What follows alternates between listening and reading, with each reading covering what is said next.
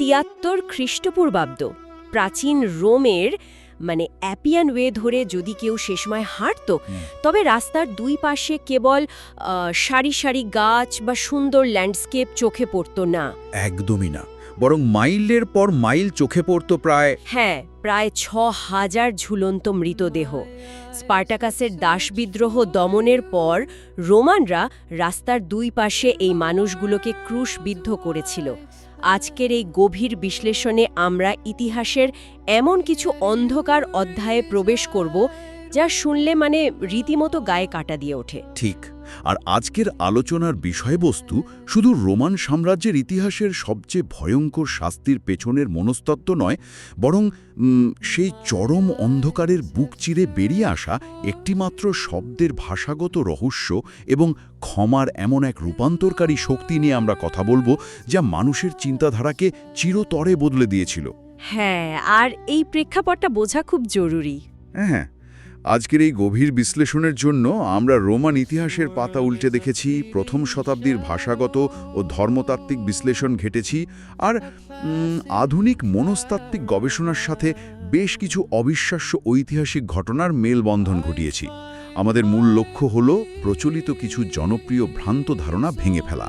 ঠিক আছে, চলুন বিষয়টি বিশ্লেষণ করে দেখি। কারণ এই আলোচনা শুধু ইতিহাসের বিবর্ণ পাতায় আটকে থাকবে না, এর সাথে বর্তমান জীবনের আমাদের নিজস্ব মনস্তত্ত্বের অদ্ভুত এক মিল পাওয়া যাবে। তো ক্ষমার মতো একটা আধ্যাত্মিক বিষয় বোঝার আগে, যে যুগে এই ক্ষমার কথা প্রথম উচ্চারিত হয়েছিল, সেই রোমান সাম্রাজ্যের বাস্তবতাটা একটু খুলে বলা দরকার। অ্যাপিয়ান ওয়ের ওই ৬,০০০ দাসের মৃত্যু কিন্তু নিছক কোনো মৃত্যুদণ্ড ছিল না, তাই না? একদমই না। এটা ছিল পুরোপুরি মনস্তাত্ত্বিক যুদ্ধ। রোমান সাম্রাজ্য এই শাস্তিটা সাধারণ অপরাধীদের জন্য বরাদ্দ রাখত না। এটা ছিল রাষ্ট্রদ্রোহী বা পলাতক দাসদের জন্য। রোমানরা তাদের নিরঙ্কুশ ক্ষমতার এক বিভৎস প্রদর্শন করত এর মাধ্যমে। একটা পরিষ্কার বার্তা দেওয়া হতো, তাই তো, যে রোমের বিরুদ্ধে গেলে পরিণতি কেবল মৃত্যুই হবে না। হ্যাঁ, পরিণতি হবে চরম অপমানজনক এবং দীর্ঘস্থায়ী যন্ত্রণার। এই নির্মমতার বিষয়টা কতটা গভীরে প্রথিত ছিল তার একটা চমৎকার উদাহরণ জুলিয়াস সিজারের জীবন থেকে পাওয়া যায়। সিজার যখন তরুণ, তখন তিনি একবার জলদস্যুদের হাতে বন্দী হয়েছিলেন। আচ্ছা। তো বন্দী দশায় তিনি জলদস্যুদের সাথে হাসি মজাই করতেন, কিন্তু বারবার বলতেন যে মুক্তি পাওয়ার পর তিনি ফিরে এসে তাদের সবাইকে ক্রুশবিদ্ধ করবেন। জলদস্যুরা নিশ্চয়ই ভেবেছিল যুবকটি নিছক প্রলাপ বকছে। ঠিক তাই। কিন্তু মুক্তি পাওয়ার পর সিজার সত্যিই নৌবহর নিয়ে ফিরে আসেন এবং তাদের বন্দী করেন। তবে আশ্চর্যের বিষয় হল, তিনি তাদের ক্রুশবিদ্ধ করার পরিবর্তে সবার গলা কেটে দ্রুত হত্যার নির্দেশ দেন। দাঁড়ান, গলা কেটে হত্যার নির্দেশ দেন কেন? কারণ সিজারের কাছে মনে হয়েছিল যে ক্রুশবিদ্ধ করার মতো বিভৎস শাস্তি ওই জলদস্যুদের জন্য একটু বেশি অমানবিক হয়ে যাবে। তার চেয়ে গলা কেটে ফেলাটা বরং তাদের প্রতি দয়া দেখানো। লজিকটা খেয়াল করুন, রোমানরা নিজেরাই জানত এই শাস্তি কতটা ভয়ঙ্কর। সিসেরো তো এমনি এটাকে ঘৃণা করতেন না। বিখ্যাত এই রোমান দার্শনিক লিখেছিলেন, ক্রুশ শব্দটি শুধু রোমান নাগরিকদের শরীর থেকে নয়, বরং তাদের চিন্তা, চোখ এবং কান থেকেও দূরে থাকুক। রোমান ভদ্র সমাজে এর নাম মুখে নেওয়াটাও এক ধরনের অসভ্যতা ছিল। একদম। আর এর পেছনে শরীরভিত্তিক কারণটা জানলে যে কারো রক্ত হিম হয়ে আসবে। ক্রুশে তোলার আগের শারীরিক নির্যাতনের প্রক্রিয়াটাও তো কম ভয়ঙ্কর ছিল না। আসামিকে তো ফ্ল্যাজেলাম নামের চাবুক দিয়ে মারা হতো, তাই না? হ্যাঁ, সাধারণ চাবুক নয়। এর চামড়ার ফালিগুলোর মাথায় ধারালো হাড় বা সীসার টুকরো যুক্ত থাকত। চাবুকের আঘাতে শরীর থেকে আক্ষরিক অর্থে মাংস ছিঁড়ে আসত। এরপর যখন ক্রুশে পেরেক ঠুকে ঝুলিয়ে দেওয়া হতো, ভাবলেই তো গা শিউরে ওঠে। হ্যাঁ, তখন শরীরের পুরো ওজন হাতের কবজি এবং পায়ের পেরেকের উপর গিয়ে পড়ত। দাঁড়ান, তার আসামিকে শ্বাস নিতে হলে নিজের শরীরের ওজনের বিরুদ্ধে লড়াই করতে হতো? ঠিক তাই। শরীরটা যখন পেরেকবিদ্ধ অবস্থায় ঝুলে থাকত, তখন বুকের পেশিগুলো এমনভাবে প্রসারিত হয়ে যেত যে শ্বাস নেওয়া সম্ভব হলেও শ্বাস ছাড়াটা প্রায় অসম্ভব হয়ে দাঁড়াত। ও গড! শ্বাস ছাড়ার জন্য আসামিকে নিজের পায়ের পেরেকের উপর ভর দিয়ে শরীর ওপরে তুলতে হতো। প্রতিটি শ্বাসের জন্য ছাল ওঠা পিঠ কাঠের সাথে ঘষা খেত। এই প্রক্রিয়ায় ধীরে ধীরে শ্বাসরোধ বা অ্যাসফিক্সিয়েশন ঘটত। আর রক্তে কার্বন ডাই অক্সাইড জমা হয়ে যেত। হ্যাঁ, আর রোমান সৈন্যেরা যদি কোনো কারণে মৃত্যু ত্বরান্বিত করতে চাইত তবে তারা আসামির পা ভেঙে দিত যাতে সে আর শরীর ওপরে তুলে শ্বাস নিতে না পারে।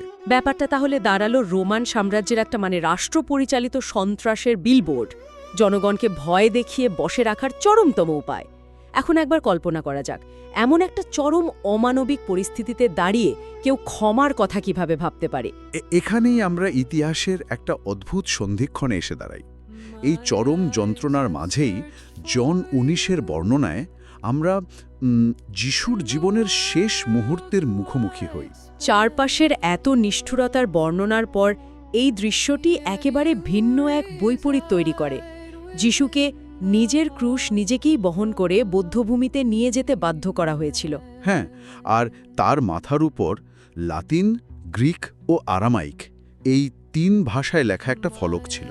আর নিচে সৈন্যরা তারই পোশাক নিয়ে নিজেদের মধ্যে লটারি করছিল। প্রাচীন নথিপত্র ঘাটলে দেখা যায় এই লটারি করার ঘটনাটি মূলত গীতসংহিতা বা সামস 22.18-র একটি প্রাচীন ভবিষ্যদ্বাণী পূরণ করেছিল। ঠিক। এরপর যখন তিনি তৃষ্ণার্ত হন তখন একটি হিজব ডালে করে তাকে টক ওয়াইন দেওয়া হয়। এবং ঠিক তার পরপরই তিনি তার শেষ শব্দটি উচ্চারণ করেন, টেটেলেস্টাই, বা ইংরেজিতে ইট ইজ ফিনিশড। এখানেই বিষয়টি সবচেয়ে আকর্ষণীয় হয়ে ওঠে। কিভাবে? কারণ এই টেটেলেস্টাই শব্দটিকে ঘিরে আধুনিক যুগে একটা বিশাল জনপ্রিয় ধারণা তৈরি হয়েছে।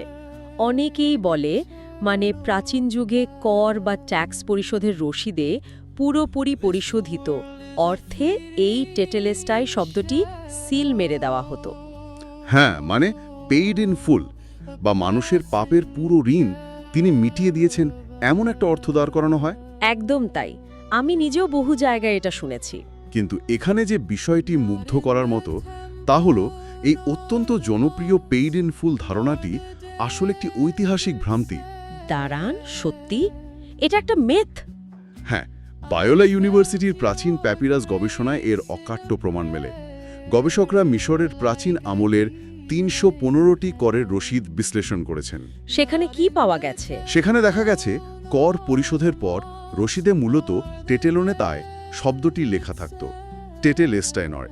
শব্দ দুটো শুনতে কাছাকাছি হলেও এদের উৎস বা রুট একেবারেই ভিন্ন। তাহলে এই পেইড ইন ফুল বা ট্যাক্স রসিদের থিওরিটা এত ব্যাপকভাবে ছড়ালো কিভাবে? আর ব্যাকরণগতভাবে এই টেটেলেস্তাই শব্দটার আসল অর্থটাই বা কি? এটা ছড়ানোর অন্যতম কারণ হলো ধর্মতাত্ত্বিকরা অনেক সময় জটিল বিষয়কে সহজ করে বোঝাতে গিয়ে এমন রূপকের আশ্রয় নেন যা পরে মিথ হয়ে যায়।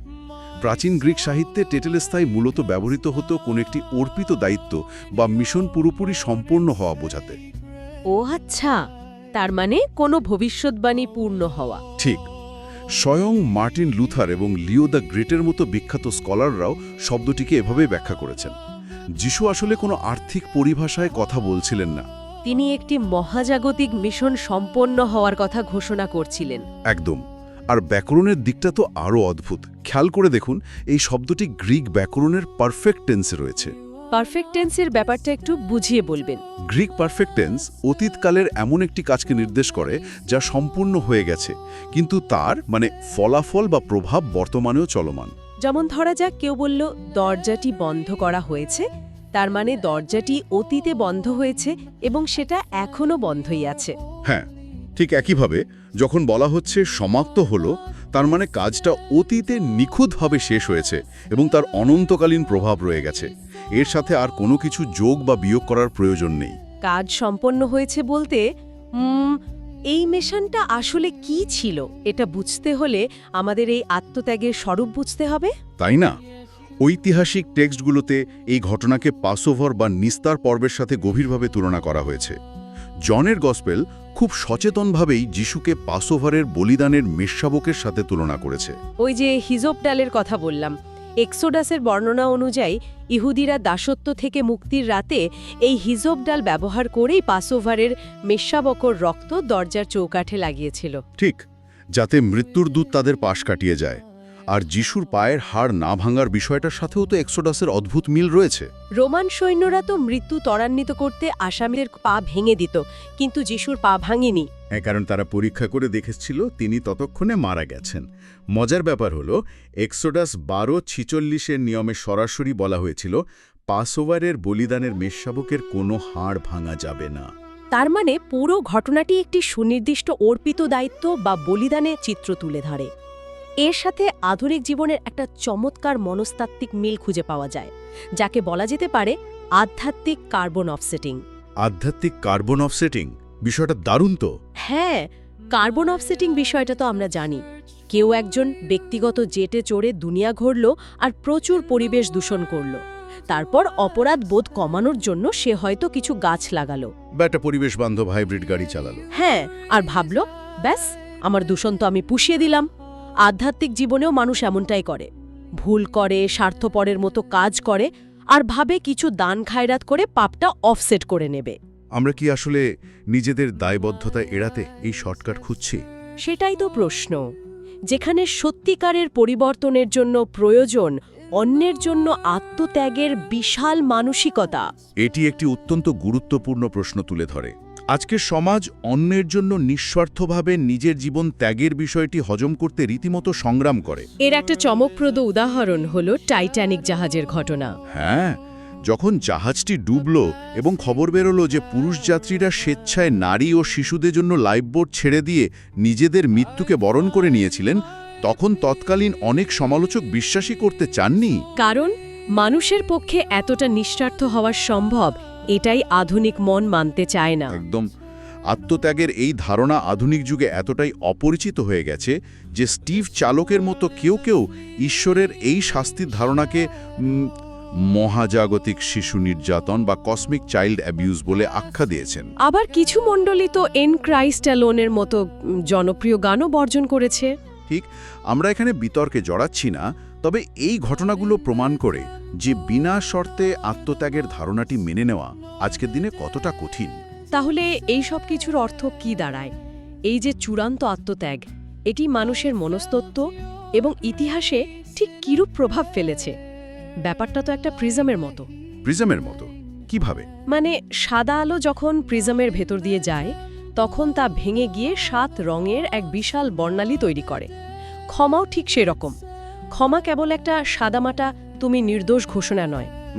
বুঝতে পারছি। এটা হলো প্রিজমের ভেতর দিয়ে যাওয়া আলোর মতো, যা থেকে শান্তি, আশা, মুক্তি এবং পুনরুদ্ধারের নানা রং ছড়িয়ে পড়ে। চমৎকার একটা উপমা। এই বর্ণালীর বাস্তব প্রমাণ আমরা ইতিহাসে এবং মনোবিজ্ঞানে দেখতে পাই। রোমান সমাজে ফিরে যান, তাদের কাছে ক্ষমা বা দয়া দেখানো ছিল দুর্বলতার চূড়ান্ত লক্ষণ। যে শক্তিশালী সে প্রতিশোধ নেবেই, এটাই ছিল নিয়ম। কিন্তু প্রাথমিক যুগের খ্রিস্টানরা এই ধারণাকে পুরোপুরি উল্টে দিয়েছিলেন। ইতিহাসবিদ টার্টুলিয়ানের লেখায় দেখা যায় সে যুগের খ্রিস্টানরা এমনকি তাদের হত্যাকারীদের জন্য প্রার্থনা করতেন। এটা নিশ্চয়ই তৎকালীন রোমান সমাজকে মানসিকভাবে নাড়িয়ে দিয়েছিল। অবশ্যই। আর আধুনিক যুগে ডক্টর এভারেট ওয়ার্দিংটনের গল্পটি এর সবচেয়ে শক্তিশালী মনস্তাত্ত্বিক প্রমাণ। তার নিজের মা যখন এক হামলায় খুন হন, উফ, গল্পটা সত্যিই মর্মান্তিক। হ্যাঁ, তিনি চরম ক্রোধের মধ্যে দিয়ে যান। কিন্তু একজন মনোবিজ্ঞানী হিসেবে তিনি বুঝতে পারেন এই রাগ তাকে ভেতর থেকে শেষ করে দিচ্ছে।